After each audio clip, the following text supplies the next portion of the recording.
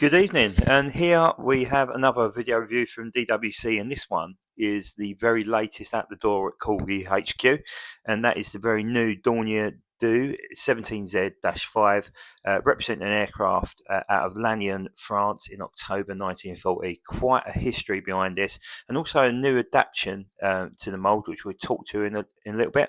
Let's get in and open her up. So here we go. I'm sure there's going to be some absolute chaos involved in me opening the box as per usual. Comes in the Night Air War series. Obviously, if you can remember the Defiant that's been recently released, and also the Hurricane Night Fighter with Ian Gleed, both of obviously the same group. So let's get in there. So as you can see, it's representing an aircraft during the Blitz, or the very start of the Blitz in October at least, with the darker camo and the black underneath. So as per usual, nothing unusual with the box. Comes with a collector card. In this case, I believe it's only one of 808. Yeah, so a limited run of 800. And this is number 523. And of course, a little bit of a history around the aircraft in there, which I'll go through shortly. And as per usual in the box, comes with the clamshell, which comes off nice and easy in this case. Comes with a solid stand, not like the one with the big pin on for the Heinkel HE11. The up undercarriage is of course fitted, which I'm sure will cause absolute chaos. You've got the undercarriage there, and also got what appears to be a master or a machine gun sitting in there, which is slightly concerning, but we'll get to that in a minute. So there she is inside the box. First impressions, paint looks absolutely immaculate. Loving the stenciling, especially the red on the wings. The camo looks glorious. It's looking in good shape. So let's get her out onto the stand first and have a little look at what she looks like in flight. So here she is out the box. I was alarmed finding that black, what appeared to be machine gun, but there's nothing missing. The belly gun's there as well, which I'll show you in a little while. First impressions, really, really good. I mean, this is a very underutilized mould. I think it's only the 9th one that's been made.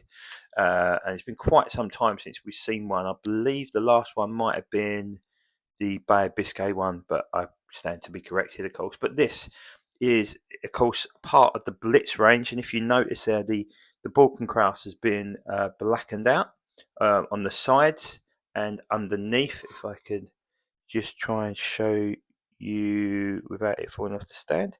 Obviously, just in case it is locked onto with searchlights to make it a lot darker. But over, and also the motive on the back there, which we shall not pronounce, is also in black. Very first impressions, looks great. I believe the additions of this and this are the flotation devices, which we'll go through in a little bit once we've got it on our wheels. But overall first impression, very, very good. Luftwaffe gear does sell really, really well. I've got a couple of Messerschmitt ME109s to film, which hopefully will be on the page relatively shortly as well. So bit of a German Luftwaffe theme as well at the moment. And of course, in the not too distant future, we've got the new ME410 coming out, the black night fighting one, which looks incredible. Just wish they'd fix that bloody undercarriage. So yeah, really, really good looking aircraft. Let's see what she looks like on the deck. As you can see, she's got the pilots in there. And you've got the nice clear glass at the front there to look straight into the aircraft, which is great as well. Looks very, very underarmed for a bomber, other than the belly gun and the gun there on the top and the gun in the cockpit. There isn't a lot of armament to this, so quite a vulnerable looking aircraft. And of course, none of these exist anymore around the world. We're lucky to have a Ju-88 in the RAF Museum and a Heinkel as well, but of course this is the missing piece, with the RAF Museum acquiring a large portion of this out of Goodwin Sands, but I can't ever see it being put together as one whole aircraft. Right, let's get her on her wheels and have a little look. So here she is out on her wheels, and I'm pleased to say in the DW first, I managed to get the undercarriage up option out without damaging it, which is a rarity indeed. So I really wish Corgi would think about literally putting that in the box separate to the down, similar to the down undercarriage, because so many times one of the pins breaks trying to get it out because it sticks in there because of the tight fit, especially of a newer mold. So look, that's a really, really positive thing. So here she is out on the wheels, and again, it looks magnificent. A little bit of history around it. So, of course, the Dornier do17 is often known in its German term as Fliegender Bleistift, or as the British would call it, the flying pencil. And of course, it earned its wings in the Spanish Civil War on Luftwaffe sort of sorties in the sort of mid to late 1930s. But it didn't really. It was the third sort of most effective bomber in the Battle of Britain, and for various reasons, obviously. So the Z5 was the last major bomber variant of this aircraft produced, and of course, it added the specialist survival rotation equipment as these aircraft were intended to be operated over large amounts of water or the English Channel, and there they are right there. This aircraft in particular was out on a sortie on the 11th of October during the twilight hours, attacking our Scouse friends in Liverpool. And on the way back, this aircraft was assumed to have been shot down by a group of Spitfires over Wales. A number of the crew jumped out, but the pilot did manage to nurse this aircraft back to Brest in France, and making a controlled crash landing, and managing to get back to base.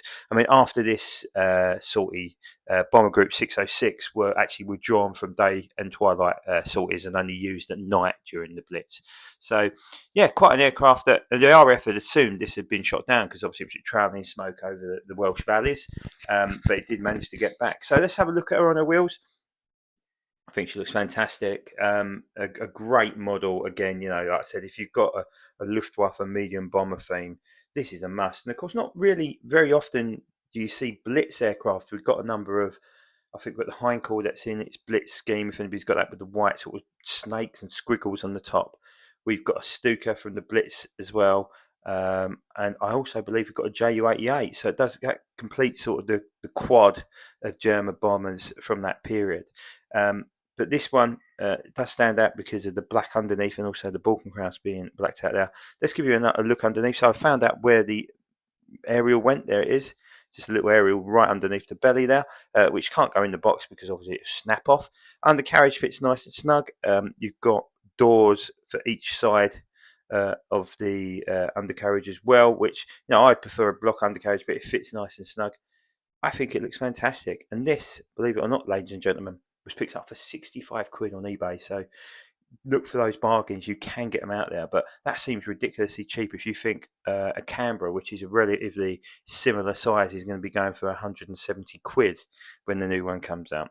So, yep, there's a very quick fire review. I'm going to work through a number of these tonight and do, of course, the 360 video of this in a minute. Please stay tuned on the page for more interviews coming up. We're going to really push Wings Monthly now. Thank you for all the love around Dave Bio Baronek and, of course, our friend, Mr. Noel from Calibre. What a fantastic evening that was, chatting all things B-58 and Calibre wings and beyond. Massive thanks for Noel for doing that. But we are reaching out to other manufacturers and suppliers to see if we can do more Wings Monthlies, as well as special guests from the aviation community on as well. Hopefully, we get the vintage aviation boys, Aviation Echo boys back on in the not too distant future, as well as Jim from Shuttleworth, who's putting together one hell of an air show season now, which I look forward to participating in again. And there's many more, which hopefully for the future as well. So thanks for tuning in. Hope you enjoyed the video. If you haven't subscribed, hit that subscribe button tonight or today or in the morning, whatever day you watch it, or whatever time you're watching it. And we'll be most grateful. Thanks a lot, guys, and we'll see you soon.